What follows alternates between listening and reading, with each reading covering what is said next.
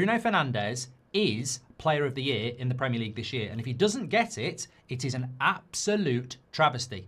An absolute joke.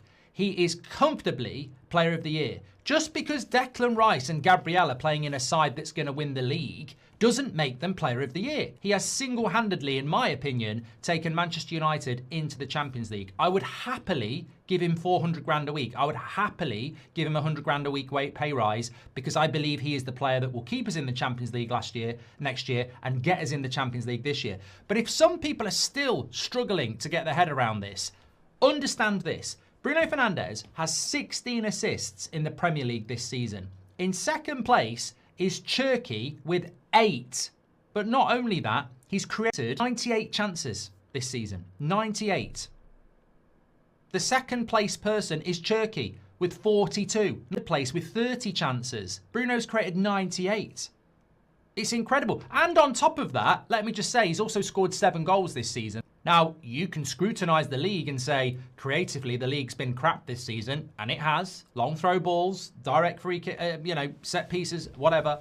But Bruno Fernandes is 4 assists away from the all-time Premier League assist record. So whilst everybody else may be playing crap football, Bruno Fernandes is in a world of his own, and that should be championed.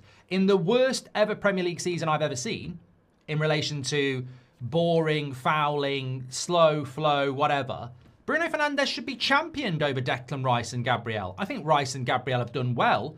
Bruno Fernandes stands as a light in a dark season for the Premier League, and that should be championed. If we want our football to be exciting and creative, then Bruno Fernandes should be championed as the standalone player in the Premier League this season who is actually that. Respect to Arsenal for winning the league. They will win the league. But they've got an amazing squad. Bruno Fernandes has done it in a United side that's not even that good, if we're being honest. It's a work in progress at best. I was looking at this stat as well from Squawka of the English Premier League so far in the 25-26 season, and they just tweeted it out literally an hour ago, so I'm pretty sure it is completely up to date. And it's most tackles made in the Premier League, right? I know Matheus Fernandes is a traditional box-to-box number 8. However, if Manchester United are looking for a ball winner, Matheus Fernandes is 6th in the Premier League this season for tackles made. 6th. João Palhinha is number 1 with 96. James Garner is number 2 with 93. Elliot Anderson is number 3 with 90. João Gomez, another player United are looking at, is number 4 with 85. Adrian Truffert is number 5 with 83. We'll talk about him in a minute as well. And Matheus Fernandes is number 6 with 81.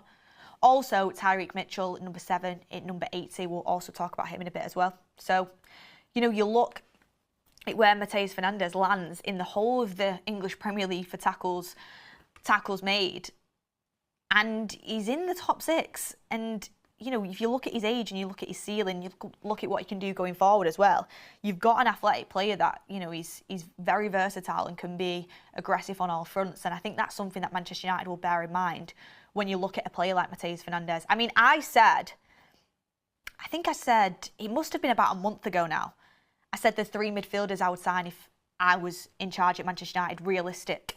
And they were Elliot Anderson, Bruno Guimaraes and Matheus Fernandes. I think it's a really good